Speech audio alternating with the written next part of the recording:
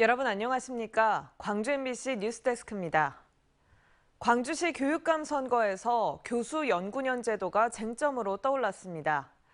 교수 신분인 이정선 후보가 연구년 제도를 이용해 교육감 선거에 출마해 논란이 되고 있는 건데요. 여기에 유권자들의 관심을 끌지 못하고 있는 교육감 선거는 막판 후보 단일화가 변수가 될 가능성도 커지고 있습니다. 보도에 김영찬 기자입니다. 대학 교수가 전공 분야 연구를 위해 장기간 휴가를 내는 연구년 제도. 광주교육대학교는 보통 6개월에서 1년 동안 교수들이 강의를 하지 않고 연구에 집중하도록 제도를 운영하고 있습니다. 광주시 교육감 선거에 나선 이정선 후보는 이 기간을 활용해 선거 운동을 펼치고 있어 논란입니다. 지난 주말 선거관리위원회 주관으로 진행된 광주시 교육감 후보 토론회에서도 이 문제가 제기됐습니다. 만약에 교육감에 당선되시면은 1년 6개월 동안 교육감직을 수행하지 않고 학교에 근무하든지. 이에 대해 이정선 후보는 광주교대의 규정에 따라 적법하게 연구년을 사용했고 연구과제인 광주교육 발전 방안 수립을 성실히 수행하고 있다며 문제가 없다고 밝혔습니다. 박혜자 후보는 특정 정당이 개입할 수 없는 교육감 선거인데도 불구하고 더불어민주당 후보들과 찍은 기념사진으로 유권자의 지지를 호소해 논란을 자초했습니다. 전 조선대학교 총장인 광동안 후보는 재임 당시 대학 기본 역량 진단에서 탈락한 것과 관련해 일부 단체의 반발을 사고 있고 종교조 출신인 정성홍 후보는 현 장희국 교육감에 대한 부정적 평가를 함께 떠안아야 하는 상황입니다. 아이들의 밝은 미소를 유지할 수 있도록 하는 그런 교육감 후보가 저는 당선이 돼야 한다고 저희들은 생각합니다. 광주 교육의 미래를 이끌 후보자들이 이딴 논란에 휩싸이고 유권자들의 관심 밖으로 밀려나 있는 현실. 후보 5명이 경쟁하고 있는 가운데 막판 후보 단일화가 변수로 거론되고 있습니다. MBC 뉴스 김영창입니다.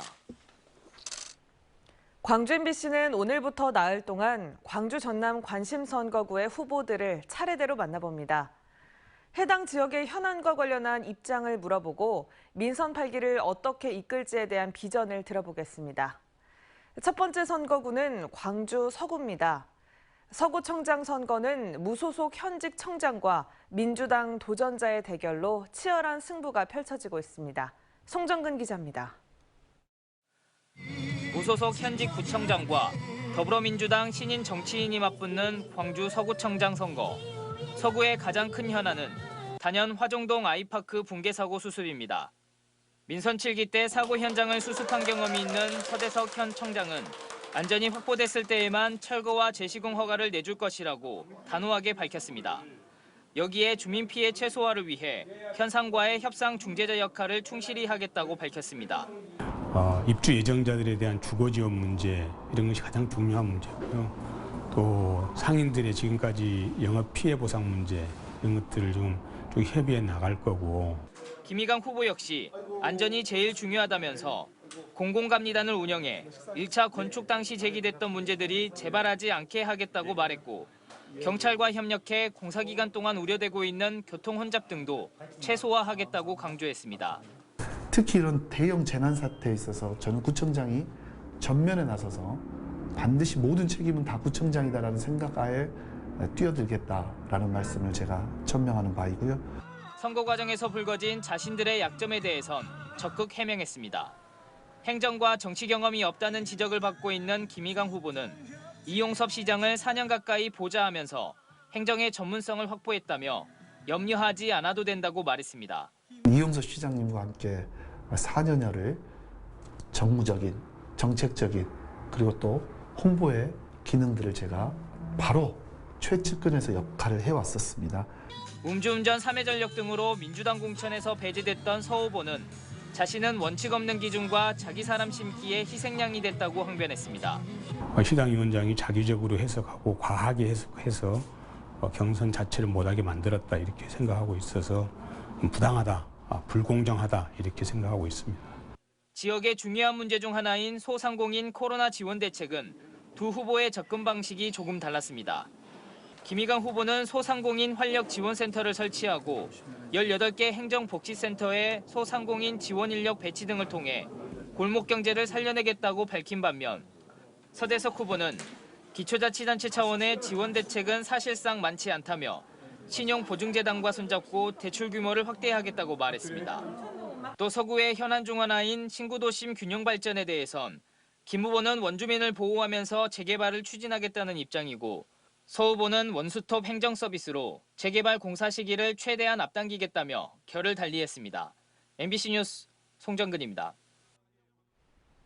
고 노무현 대통령 13주기를 맞아 민주당 광주시장 후보들과 전남지사 후보들이 차례로 노 전 대통령을 추모했습니다. 김영록 민주당 전남지사 후보는 선거운동을 잠시 중단한 채 경남 김해 봉하마을 노 전 대통령 묘역을 참배하고 소통과 통합의 민주주의를 꿈꿨던 노 전 대통령의 뜻을 이어가겠다고 강조했습니다.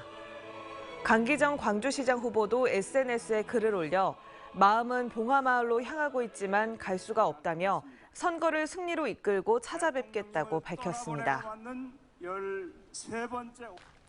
광주 화정 아이파크 붕괴 사고와 관련해 기소된 책임자들이 첫 재판에서 혐의를 대부분 부인했습니다. 광주지법 형사 11부는 업무상 과실치사 등의 혐의로 기소된 현대산업개발 안전보건 책임자 등 11명과 하도급 업체 3곳에 대한 공판 준비기일을 열었습니다. 첫 재판에서 현대산업개발 측은 안전사고 주의 위반 사항이 직접적인 사고 원인인지 불명확한 데다 하청업체가 무단으로 작업을 진행했다고 항변했고 하청업체 측은 현산의 묵인 또는 승인 아래 작업을 했다고 반박하는 등 검찰이 적시한 혐의를 대부분 인정하지 않았습니다. 기아 타이거즈가 최근 짜임새 있는 전력을 선보이며 가파른 상승세를 타고 있습니다. 기아는 이번 주 상위권 진입을 위한 1차 고비를 맞을 전망입니다. 조현성 기자가 보도합니다. 오른쪽 높게 타구는 높게 떠서 돌아오지 않습니다. 화끈한 홈런포를 앞세워 팀 순위를 공동 4위까지 끌어올린 기아. 4월만 하더라도 승률 4할 1푼대로 하위권에 머물렀지만 5월 들어 13승 6패, 승률 6할 8푼대를 기록하고 있습니다. 좋은 성적의 중심에는 타선이 있었습니다. 지난주 롯데 NC와 맞붙은 6경기 동안 뽑은 점수만 40점. 경기당 평균 7점 가까이 올렸는데 특히 외국인 타자 소크라테스의 활약이 돋보였습니다. 담장을 넘어갑니다. 스리러퍼 이틀 연속이를 냅니다. 기아는 이번 주 삼성, SSG와 차례로 맞붙습니다. 두 팀과는 이미 한 차례 맞붙어 한 게임도 이기지 못하고 전패를 당한 아픈 기억이 있습니다. 특히 삼성에게는 안방에서 내리 3게임을 모두 내준 굴욕을 되갚아줄 수 있을지 주목됩니다. SSG와의 광주 3연전 역시 자존심이 걸린 서력전이라는 점에서 기아가 이번 주 자존심도 되찾고 상위권 도약이라는 2마리 토끼를 잡아낼 수 있을지 팬들의 관심이 쏠리고 있습니다. MBC 뉴스 조현성입니다. 2022 양궁 월드컵을 성공적으로 마친 광주시가 오는 2025년 열리는 세계 양궁 선수권 대회를 본격적으로 준비하고 나섰습니다. 광주시는 이번 양궁 월드컵 대회에서 국제대회 운영 능력과 방역 관리, 대회 준비 등을 차질 없이 진행해 국제 스포츠 도시로서 명성을 높였다고 밝혔습니다. 탐 딜런 세계 양궁 연맹 사무총장도 예선부터 결승까지 허점이 없는 완벽한 대회라고 평가했습니다. 광주시는 오는 2025년 열리는 세계 양궁 선수권 대회가 성공적으로 개최될 수 있도록 기본 계획을 수립하는 등 준비에 나섰습니다.